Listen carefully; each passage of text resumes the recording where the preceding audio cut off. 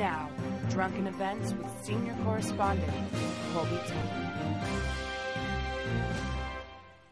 Thank you for joining us for Drunken Events. I'm senior Drunken correspondent Colby Tapp, speaking to you live, quasi-live, high atop the LDS Business Building in downtown Salt Lake City, Utah. First off, on national news, over the week, sometime, not quite sure, sometime this week, border agents at the Mexican border down there, California, they seized 159 pounds of illegal iguana meat. They were attempting to traffic it into the United States, and as your average red-blooded American, you might wonder why they would be, why is iguana meat being smuggled into the United States? Evidently, it's a delicacy to certain cultures.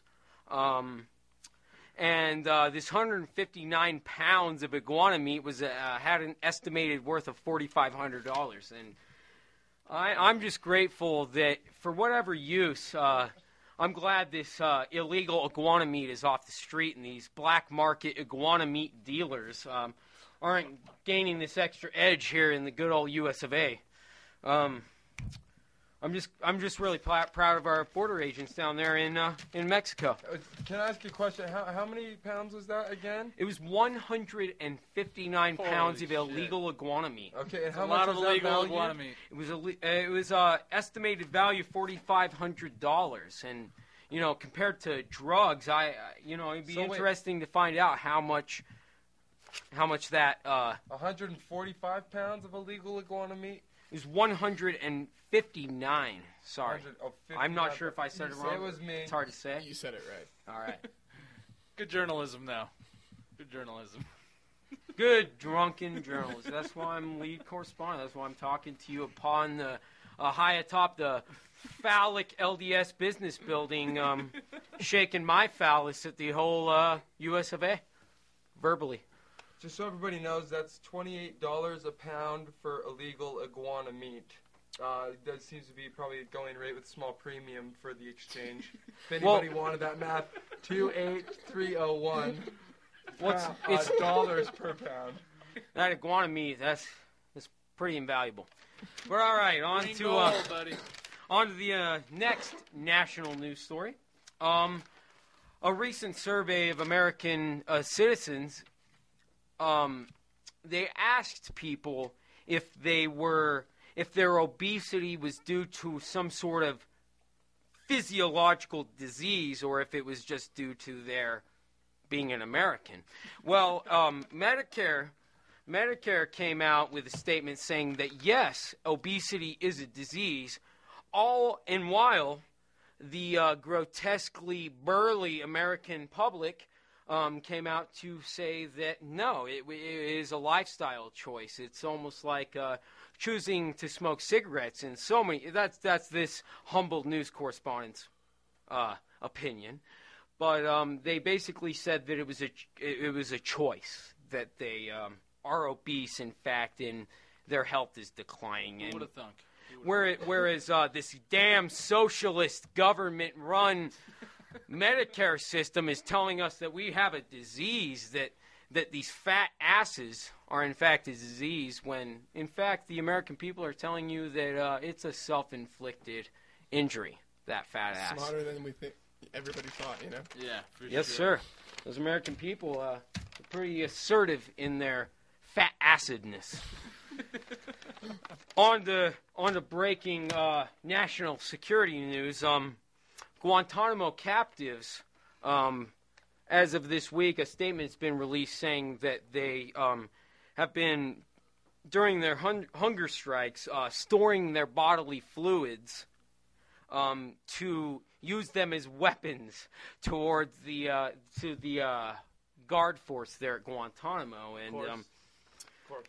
so they throw cups of urine and feces at troops in what soldiers and sailors call a cocktail. I quote.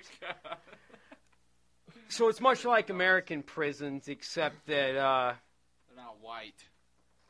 I don't know. Oh yeah. Throw the statistics. We have a very diverse culture in the American US prison system. Yeah, there's millions of. It's a melting pot of cultures, bro. So, anyways, I got a visit. Yeah, we got a visit. It's like that shoreside, Yeah, get that beachside property almost. You know, you could set up right next to the prison.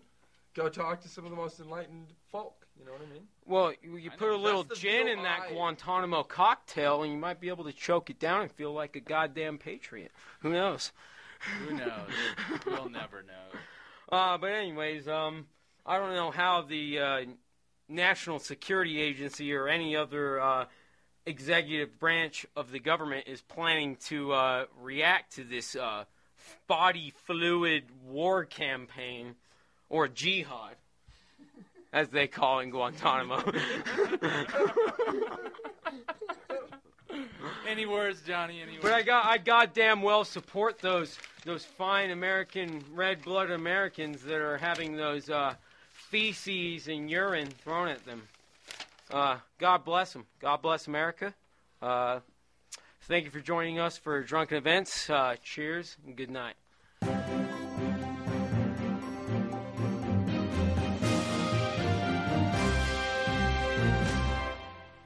Thank you, Colby Tapp, for another spectacular segment of Drunken Events.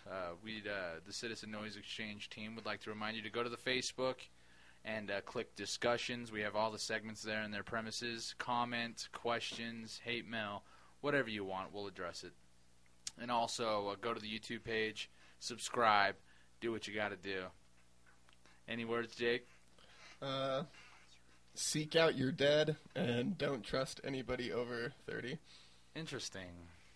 Yahya? I just want to say assalamu alaikum to everyone and thank you for participating.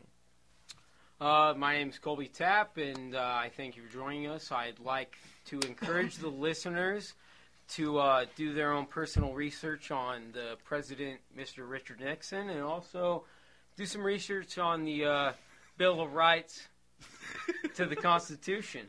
It's very important.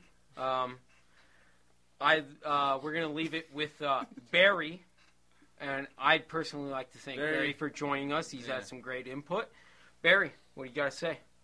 Oh, I just got to say it's been such an enormous pleasure, and I'm just absolutely pleased, tickled pink indeed, to have been, invited here to share my thoughts and a little bit of wisdom. The Drunken Events, it's a good segment. I like what you guys got going on here. Thank you. Pretty diverse. Thank you. It's very good. I wanted to address to everybody out there who doesn't get to see behind the scenes. There's a couple of things that were very interesting about the people here at C.N.E. There was a long discussion about, I tried to pull up something about the man who wipes the king's ass. Unfortunately, they didn't think it was as inspired as I was, considering they were talking about the reduction of themselves to animals and urinating in bottles. Yeah. Rationalizing Let's not talk it. about that. Rationalizing We're it in the as closet necessity. still. Save something for the behind-the-scenes DVD. I was forced out of the closet with my urination in bottles. And a stiff threat from Colby while pointing frantically at Gastro that he might take out my eyeball. And so I'm going to leave saying that it's C.N.E. I feel like I might have had a citizen eyeball removal. Almost. Almost. I tried. Could have. It's a potential. It's occupational hazard. There's a Freudian. Colby has a blast radius. We discussed that at length. There's a destruction radius of 10 feet around him at all times. That's even being conservative, because... Truthfully, We've if he describes the alcohol and pot ash explosions flying off of him at any one time, he considered it deadly. Can't do laundry in the house. Deadly to expensive electronics. There you go. Potentially. All right. It's a warning, disclaimer. But anyway, thank you again very much, and we leave you with Neil Young's classic, Ohio.